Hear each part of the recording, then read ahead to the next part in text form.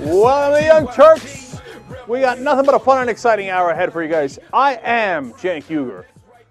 The legendary producer I'm looking at right now is J.R. Javon Jackson, DJ Triple J. And then look at that, all of a sudden Dave Kohler at the helm directing the show. All right, although no one can see behind J.R. All right, listen, here's what's happening in this hour. Listen, you know what? I'm going to do a quick little story first. Just popped into my head. We're eating dinner in college around the same time probably that I met the brother of the guy who just got arrested for that enormous insider trading scam, and with some friends. And he said, one of my friends, Tony, says, "Hey, Cenk, what was wrong with your childhood? Did your parents not listen to you?" I said, "Why? What do you mean?" He's like, "Do you know that you begin all the conversations with, 'Listen'?" And then you grab attention and then you go on to do a little spiel, which is what I used to do back in the day as well. No, my parents actually encouraged me to talk. Perhaps that was their initial mistake. All right.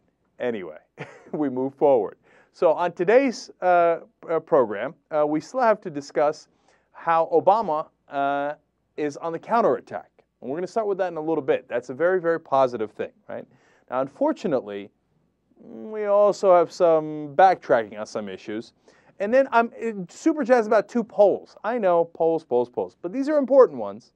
One, a little bit of a turn of events for the Republican Party they might not be happy with, and the other one that should just really end the debate on the public option. It should be OVA, O-V-A-H, OVA. Okay, so we will get to those in a minute. But first, let's start with strength. Let's proceed from strength. So the Obama White House is on the attack on a couple of different issues. One is against the Chamber of Commerce. Now, I find that a little surprising because they've been, in my opinion, very, very, very friendly to business interests, whether it was taking all their advice and counsel and shaping the healthcare reform bill to suit some of their interests. Now, they got a deal and they got something in return, but I thought those were fairly favorable deals for those interests involved. And then on the issue of banking regulation, well, we've told you the number of mistakes that the Obama administration has made in being far too friendly to Wall Street and to the Chamber of Commerce and business interests overall, to the expense of the United States taxpayer. So, but apparently still not good enough for the Chamber of Commerce. And so they're on the warpath, and they've decided on the climate change issue that they're going to spend $100 million to make sure that we do not have any decent climate change legislation.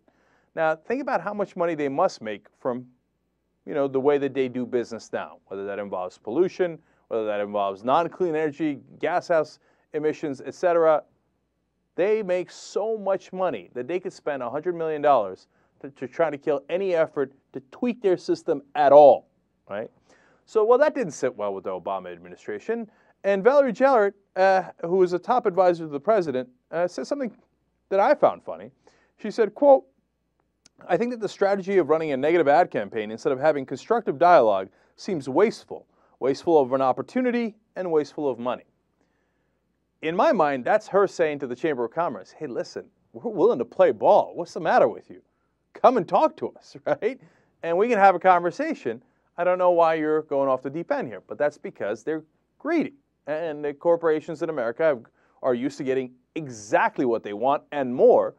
I remember doing a couple of stories during the Bush administration where corporate interests were literal lobbyists were surprised at how much the Bush administration gave them. They said, well, we asked for a lot, but we didn't expect that. Thank you so much, Vice President Cheney and President Bush.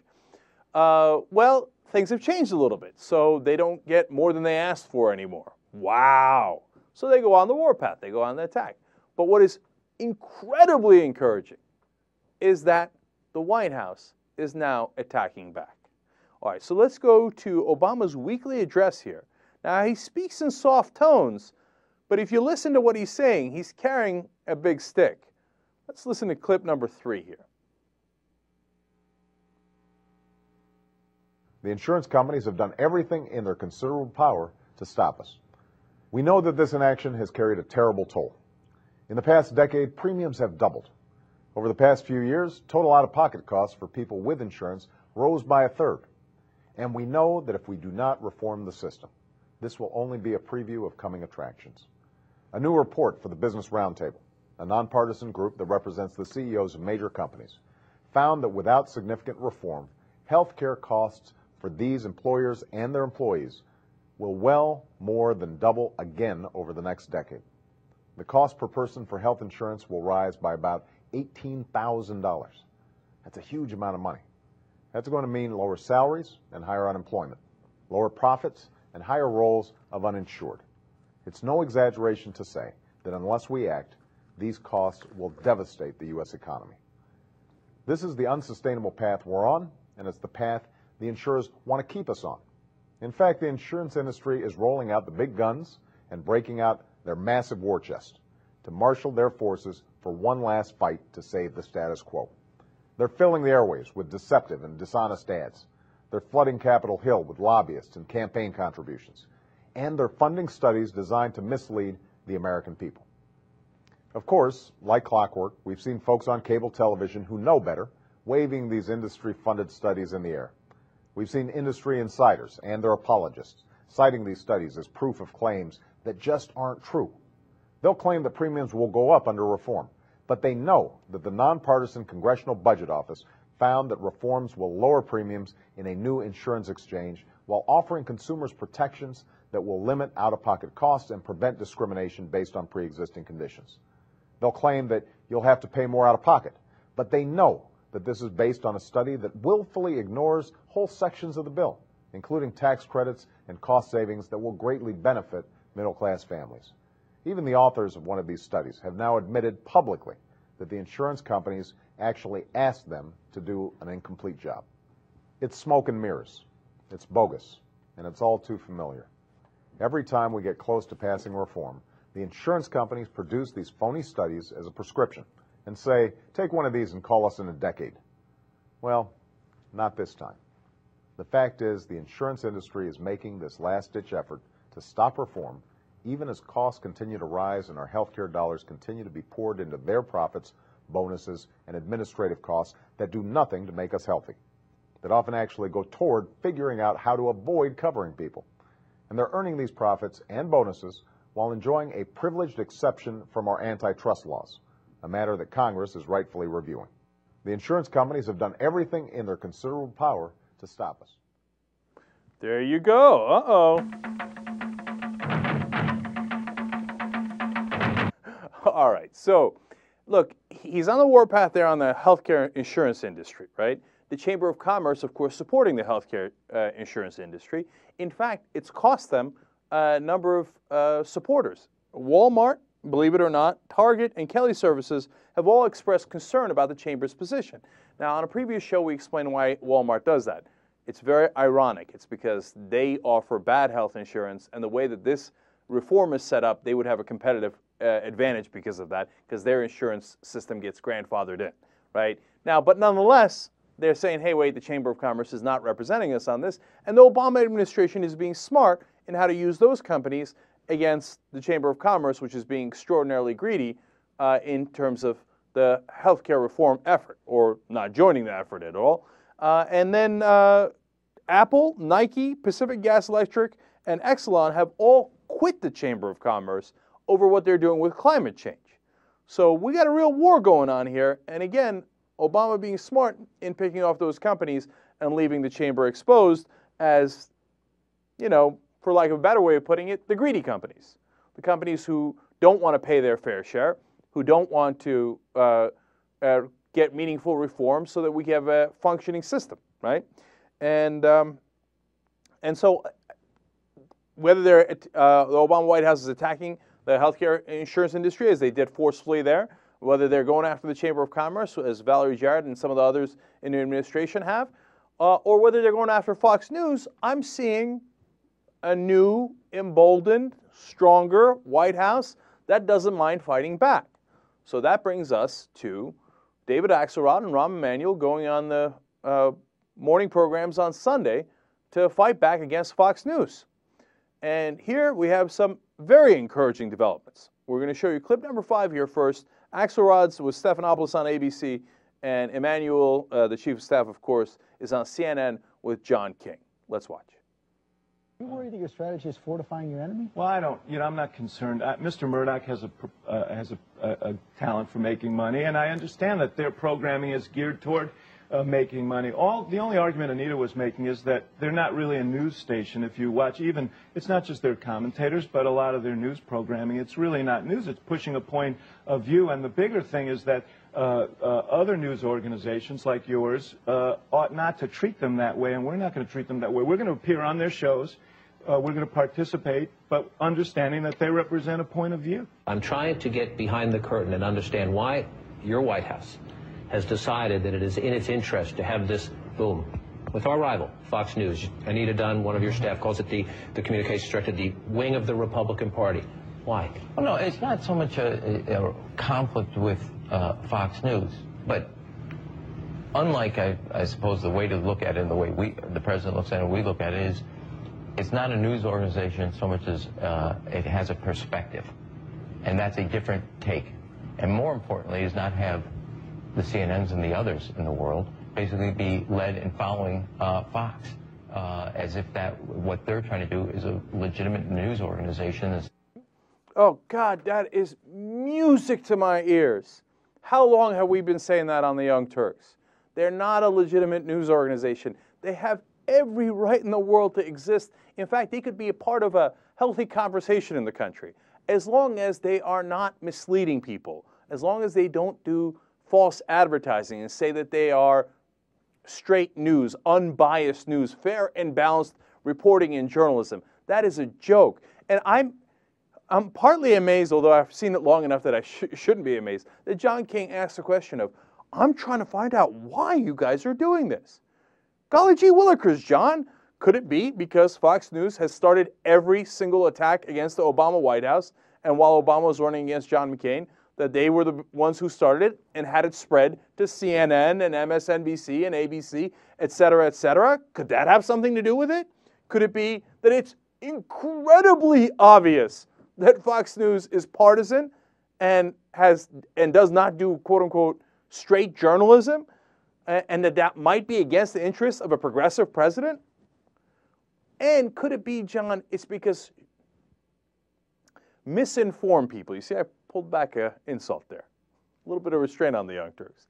Misinformed people such as yourself, and oftentimes your network, follow the lead of Fox News Channel to the great detriment of the news and the American people.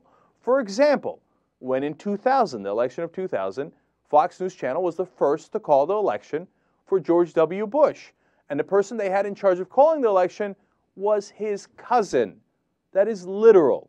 George Bush's cousin called the election for Fox News and said, oh no, George Bush won.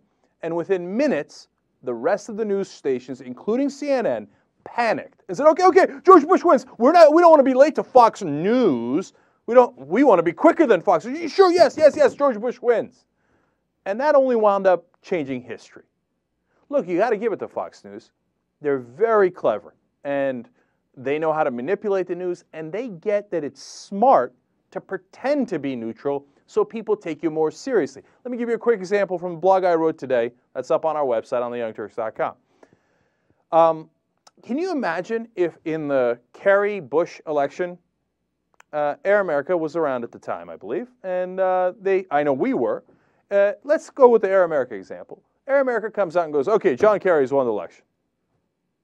And we know that because we hired John Kerry's uncle, and he told us so.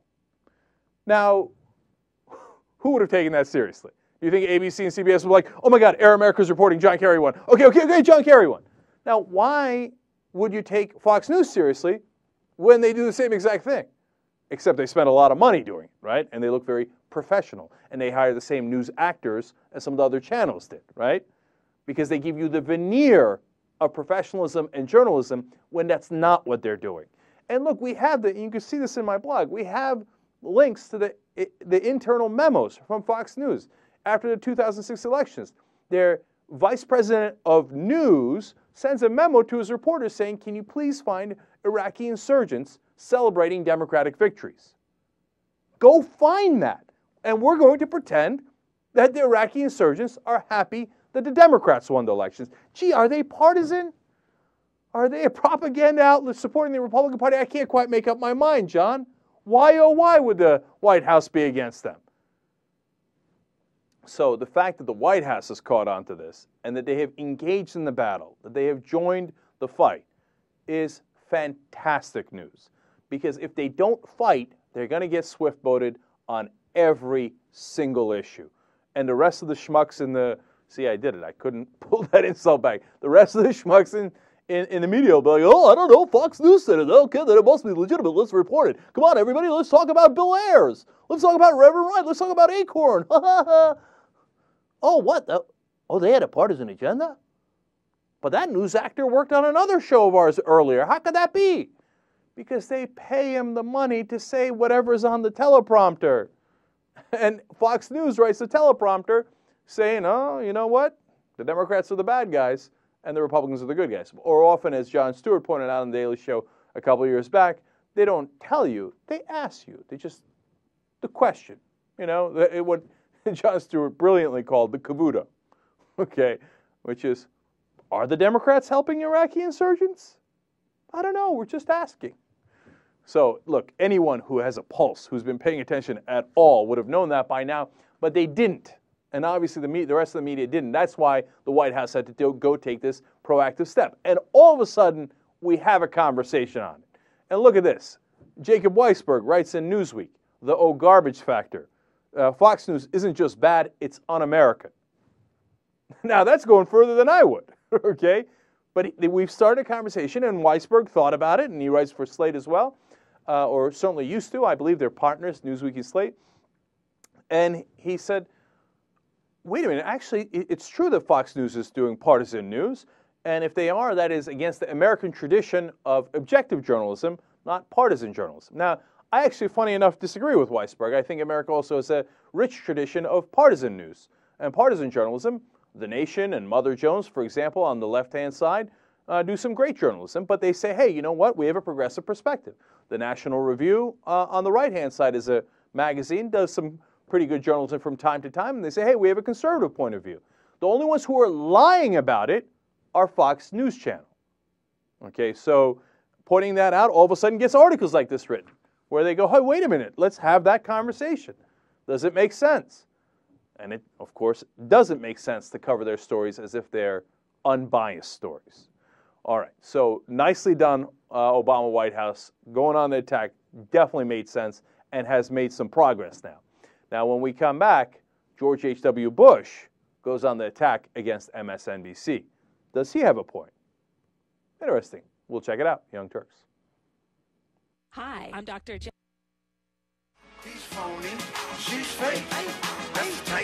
Back on the Young Turks, and that is what we're talking about, the phony and the fake of Fox News. Now, whenever anyone in the media criticizes someone on the right, they feel that the way to, of course, make it even and pretend that they are doing news or journalism and being neutral is by criticizing someone on the left. Now, this is an old strategy of the media, but in this case, it's not the media that's doing it, it's George H.W. Bush. He's going to go and have an appearance with Barack Obama, and it's at Texas A&M, and earlier a conservative group at Texas A&M had this carnival where they threw eggs at an Obama poster and it lacked civility, but really George H.W. Bush used that as an opportunity to talk about the lack of civility in the media overall and what he called the cables.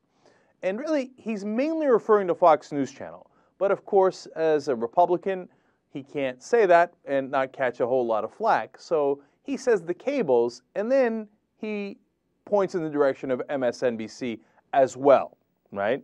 So give you that false parody and to make sure that he doesn't catch heat for only attacking Fox.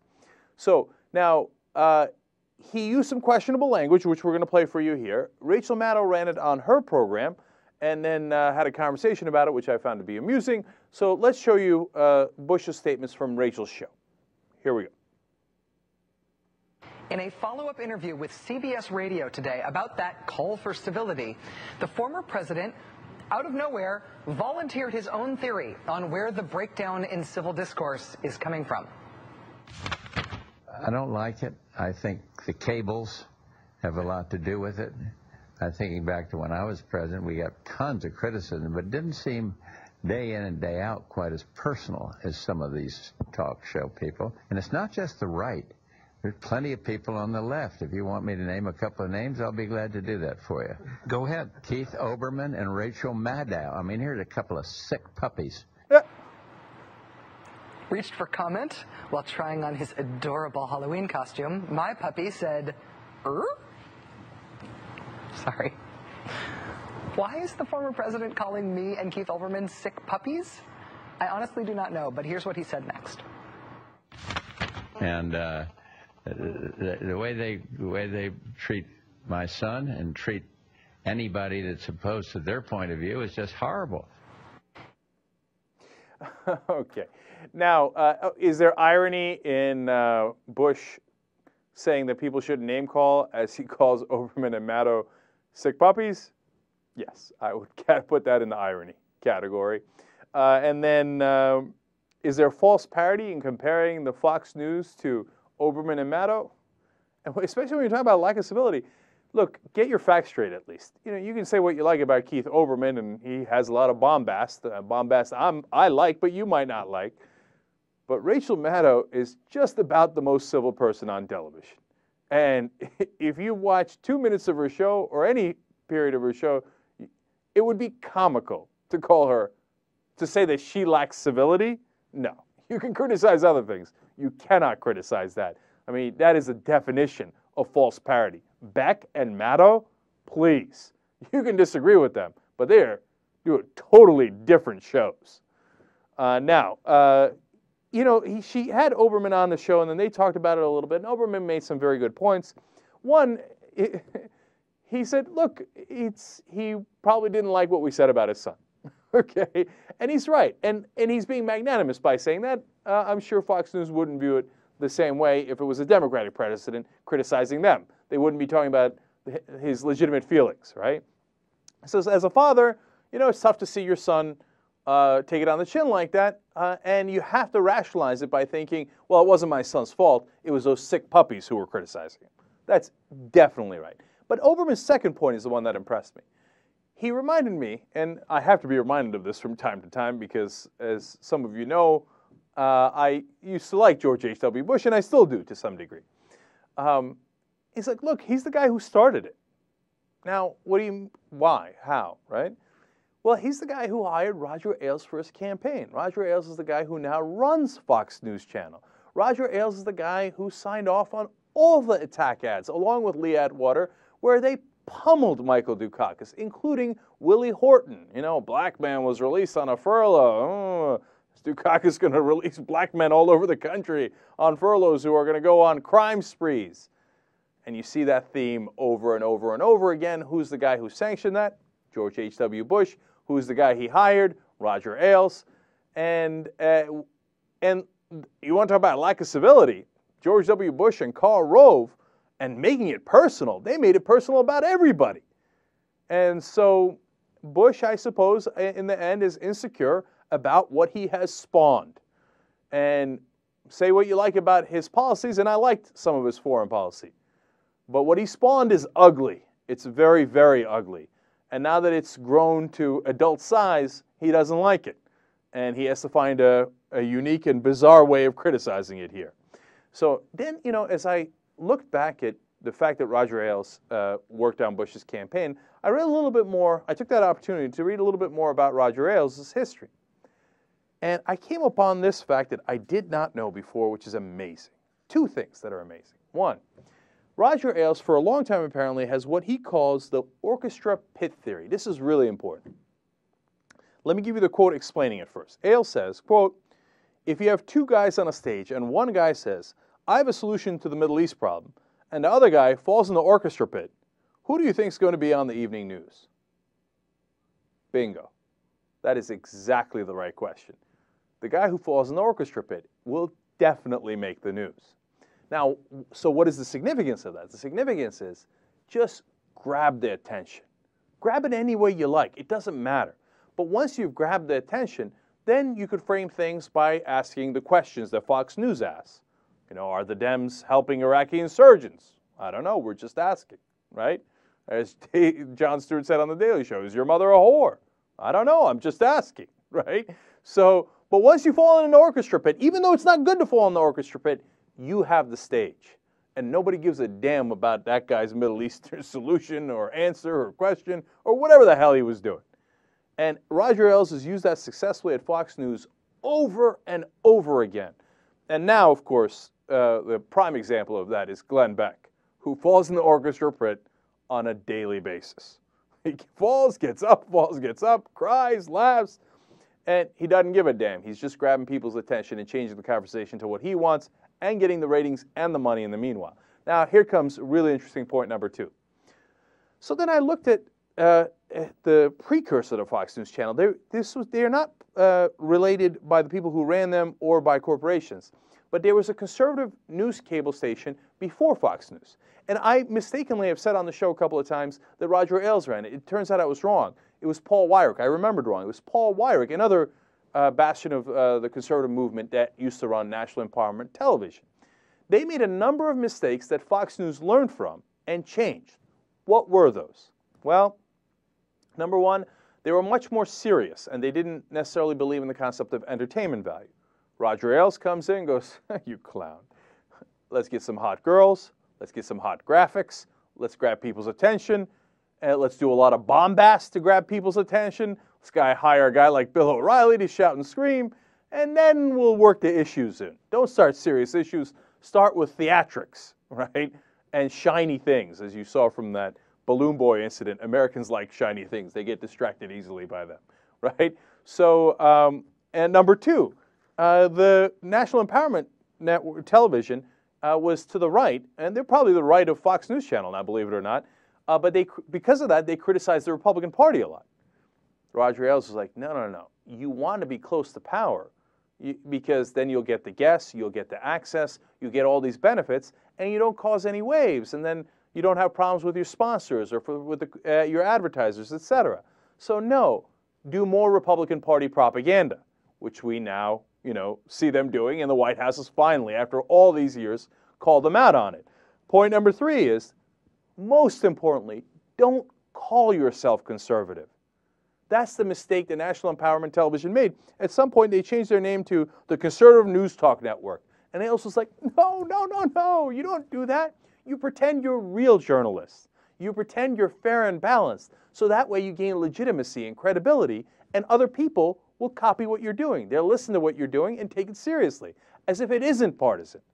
Now, when he fixed those things, and then, one other very important point, they had deep pockets. They were connected to News Corp, which is a giant corporation that could invest and lose $95 million a year on Fox News Channel for 5 years before they turned a profit. Okay, that's a critical part of the equation. When you put those things together, then all of a sudden you had a model that worked, right?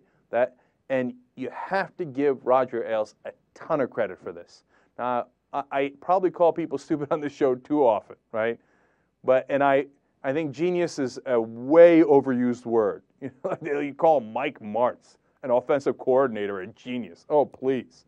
Let alone what he did as a head coach. So it's overused in the media. But you got to hand it to Ailes. He is a genius. I mean, he's a smart guy that figured out how to manipulate the system and make a lot of money doing it and get his agenda through. And I give him the genius thing on if he did nothing else, which he did, which he's done a ton on, right? But on that 2000 election, Fox News flat out took Bush's cousin, made him the head of their election tabulation. He called it for George Bush, and they changed history. Now, I don't like the way they changed it. I don't like the results, but they did. They had a tremendous effect. So that's how you do it, man. And that's how you grab the control of the national conversation, and that's what Roger Ailes learned by studying this. And the guy who brought it all to us was George H.W. Bush. Now, Ailes worked for Nixon before, et cetera, but Bush gave him those promotions and gave him that credibility that he then helped him launch further outlets. Oh, one last fun, interesting fact on that. Did you know that before Roger Ailes ran Fox News, he ran CNBC? Kind of makes you go, And so when you see CNBC's absurd conservative slant over and over again, it's, of course, mainly to appease the corporations that they need for access. But it's a long tradition at CNBC of being biased in a conservative direction. Although, you give quick credit here to Susie Orman, who recently did a segment saying the debtors' revolt against Bank of America and other credit card companies was justified and that they had it coming. I was like, what? That was on CNBC?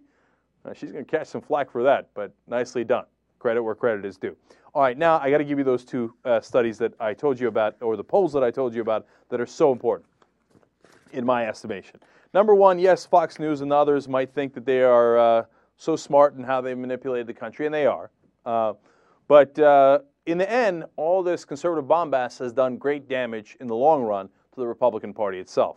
Now, they're ecstatic about 2010. They think, ha-ha, we attacked the Democrats, we attacked Obama, and we did great damage to them, and we're going to retake the House in their wildest dreams, but we're certainly going to win a lot of seats in the House and in the Senate in 2010. That is what they believe. They are deluded enough to believe that. That they are going to have sweeping change like they did in '94 and get even great results like they did in '02. But those are not these times. We're going to talk to Jonathan Alter in a little bit about that. Well, a new poll comes out that talks about what damage the conservatives have done to the Democratic brand, but also the Republican brand. Well, a USA Today Gallup poll recorded back in January when Obama got started that only 27% of the country said they were for the Republican Party, 36% said they were for the Democrats. That's a big advantage. And 25% said they were unaffiliated or independent. Now, after all the conservative attacks, well, the number for the Democrats is down from 36 to 33.7. So they did a little bit of damage there. Well, let's look at the Republican number. Has it gone up? No. It's gone down. In fact, it's gone down more than the Democratic number. And it didn't have much to go down. So that it's a much bigger percentage as well of their number that they lost. They went down from 27 to an abysmal 22.5%. Now, the people who've gained are the independents. 35% have gained, which makes sense. If you have one bunch of questionable people, I'm pulling back a lot today, questionable people doing nonstop attacks, yes, they might hurt their opponents and they might hurt their targets. But in the end, the American people look at it and go, well, I don't like you either. In fact, I like you less because you've offered nothing constructive. You have no solutions. We gave you 8 years. You did pretty much destroyed the country, and all you ever do is attack. So if the Republican Party thinks that they're going to have these big successes in the next elections with their party affiliation of 22.5%, I think they got a rude awakening coming their way.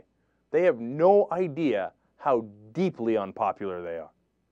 Now, finally, on that public option poll that I promised you, Washington Post finally did a great poll where they asked, hey, wait a minute now, are you before in the earlier polls they would ask, are you in favor of bipartisanship? That's a silly question. Everybody's going to generically say, yeah, sure, yeah, if people can be bipartisan, why not? The real question is, at what cost? So finally, the Washington Post asked that question. They said, in essence, what would you prefer? That we get a public option as part of healthcare reform, but we have no bipartisanship? Or would you prefer that we have bipartisanship, but no public option? Well, the answer was a convincing 51 to 37 people saying, I don't even need the bipartisanship. I don't want the bipartisanship. This is not Democrats. This is the whole country. An even larger number, 52% of independents said, I don't want the bipartisanship if it means no public option. Look, I'll give you the exact wording so that you're not confused on it. The poll was, a plan that includes some form of government-sponsored health insurance for people who can't get affordable private insurance, but is approved without support from Republicans in Congress. So, and that's not even worded that great if you're a fan of the public option. It, mentions the government several times. It says it's supported by the government. It's actually supported by your premiums, not necessarily the government. It's not a favorable way of wording it, and it's still 151 to 37. So this should end the debate. The American people, in poll after poll after poll, say, yes, we are definitely in favor of the public option. In fact, in this poll where they're saying, we get rid of all bipartisanship. We don't even need that thing if it means we can have that one thing in healthcare reform, the public option, I hope the White House is listening. I'm not sure they are, but I really hope they are, and I hope they see this. Young Turks. Back on the Young Turks. Now we're going to talk to old friend Jonathan Alter from Newsweek. He has a very interesting article called Post-Bush Stress Disorder. It's a topic near and dear to my heart. Jonathan, welcome back to the Young Turks. Hey, thanks a lot. So tell us what post-Bush stress disorder is, Jonathan. Well, I think what it is that a lot of Democrats, moderate Democrats especially, are still living in the world of 5 or 6 years ago when Republicans were setting the tone and calling the tune, and their feeling is that if they somehow get too out of sync with where conservatives are or conservatives might be, that they're going to suffer politically. So they're living in sort of an old mindset and haven't really caught up to the fact that conservatives are basically irrelevant in American politics right now, and so the danger to them is not in being insufficiently attentive to the foreign policy and domestic concerns of conservatives. It's and it's also not being insufficiently attentive to the concerns of liberals. The problem is, the challenge is to avoid getting on the wrong side of the American people, and I think moderates moderate Democrats both on health care and on banking reform and on Afghanistan are kind of living in an old world. Look, as I've said a million times, we do an opinion show. So let me tell you, I couldn't agree more. Okay. So now my question, of course, then is, do they recognize this? I mean, whether it's Harry Reid, who thinks he's losing in Nevada because he's not to the right enough, when the reality is the Progressive Change Campaign Committee put out this commercial today, the reality is he's not strong enough. We get people emailing, calling all the time saying, I'm progressive. There's no way I'm supporting Harry Reid because he doesn't fight for me, right? And whether the White House gets that, I mean, we see a little bit of a fight back this week, whether it's on Fox News or taking on the Chamber of Commerce, but on so many issues, they seem like they're ready to concede because they think, it seems like Rahm Emanuel is stuck in the old way of doing politics, which is conceding the conservatives, as you said. Well, first of all, you don't want to overplay your hand, so it's not like the argument is crazy. We do not live in a left-wing country, and it's really important to always keep that in mind. But having said that, you're right. There's a sense of almost being scared by their own shadow and not really focused enough on the right things. There's also some good signs. I mean, the president, really hit the health insurance industry with a 2x4 in his radio address on Saturday. So there's also a fair amount of hand-wringing, I think, by liberals who are not looking at Obama in a complete enough way. I mean, he's not a sellout. And my problem is actually less with the White House than it is with certain moderate senators who don't get that if they don't introduce competition, real competition, whether through a public option or some other way, and premiums go up after a bill is signed, it will wreck the Democratic Party because Americans will go, what was this about? Why did we go through all this to get health care reform and our premiums are up 25%? Instead of worrying about whether somebody might be offended by a public option and see it as socialism, they should be worried about whether premiums surge and they lose, the middle class. So we covered just earlier in the hour that speech that Obama gave, the weekly address, taking on the healthcare insurance industry, and I agree with you, he was tougher. And now he's been tougher on a number of issues just this week. So all of a sudden I see a little fight in him, which honestly I didn't see as much before. But when you go over to the Democratic senators, and again, partly Rahm Emanuel as it relates to healthcare insurance, there might be a different motivation involved, Jonathan. It might not just be that they're worried about what the right wing is going to say. The Baucus of the world, and Conrad and all the other guys, they take a tremendous amount of money from that industry. So obviously that could be an enormous motivation for them. They do. And, Max Baucus got $1.5 million from the industry, and that goes a long way in Montana. I tend to think it's more complex than just that they're benefiting from what you might think of as legalized bribery. I think they also sort of misread the times and think that all the noise about socialism really reflects a tremendous number of people. And what it does, it reflects a very intense feeling on the part of about 25% of the electorate, and that leaves the other 75% who want to see some of these problems really tackled. And if you tackle, say, health insurance reform without allowing choice, which is, by the way, what the end of the public option is. The public option is a means. It's not an end in itself. It's a means toward empowering consumers. So if you reform health care without doing that, and if you have banking regulation that has no teeth and that allows the same problem to happen again in the financial sector, then the Democrats are just cruising for a bruising. So they need to sort of look around the corner, think ahead to what their longer-term political interests are, not think that they're going to kind of skate through by moving right.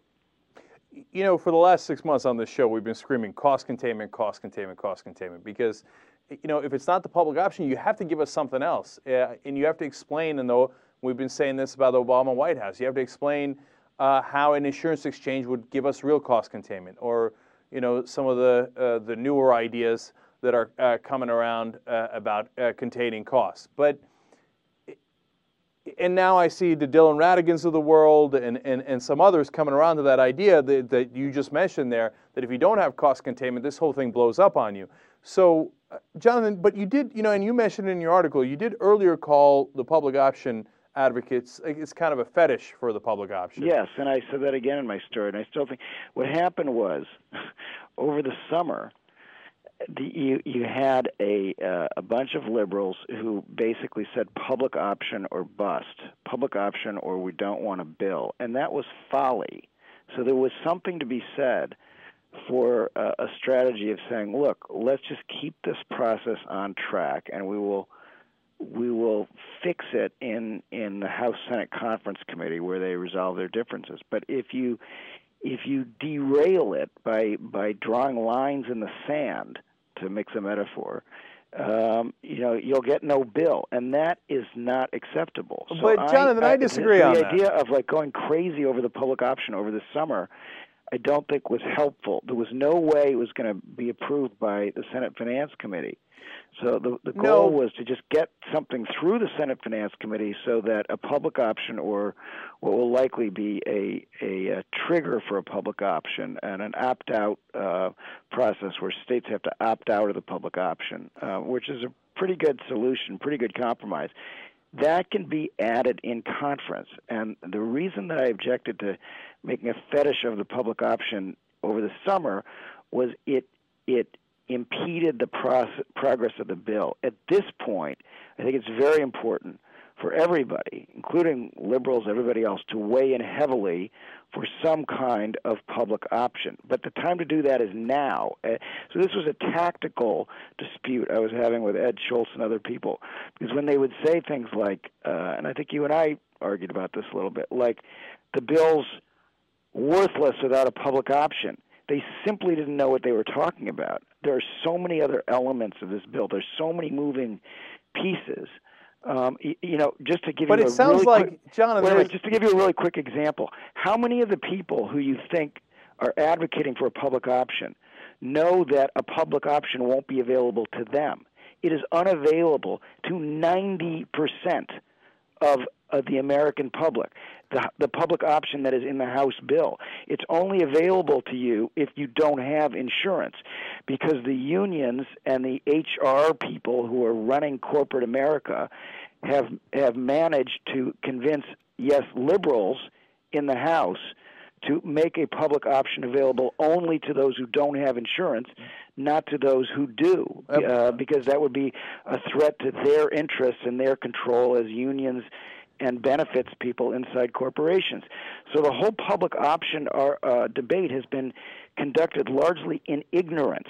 I mean, how many of your viewers and listeners actually know that they won't be able to get a public option if they have health insurance right now through their employer? I hope all of them, because we told them on a number of occasions. Unfortunately, we're out of time. I'd love to go another 10 minutes on this conversation, because I think, you're saying it's a matter of timing, but nobody was drawing the line over the Senate Finance Committee version. But we're out of time, unfortunately. But, Jonathan, we really appreciate you coming on. And great talking to you. We'll talk to you soon. Young Turks. Letting each one